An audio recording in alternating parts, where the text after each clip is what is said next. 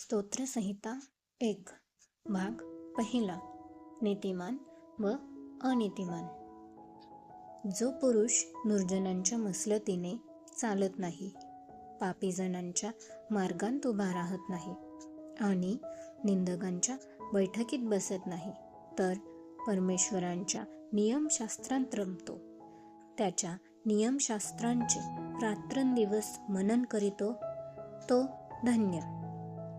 जे झाड पाण्याच्या प्रवाहाजवळ लाविलेले असते, जे आपल्या हंगामी फळ देते, ज्याची पाने कोमेजत नाहीत, अशा झाडासारखा तो आहे. आणि जे काही तो हाती घेतो ते सिद्धीस जाते. दुर्जन तसे नाहीत, ते वाऱ्याने उडून जाणाऱ्या भुसासारखे आहेत. ह्यामुळे दुर्जन न्यायसमयी टिकावयाचे नाहीत. पापीजन नीतिमानांच्या मंडळीत उभे राहावयाचे नाहीत, कारण नीतिमानांचा मार्ग परमेश्वराला अवगत असतो, पण दुर्जनांचा मार्ग नष्ट होतो. आमेन.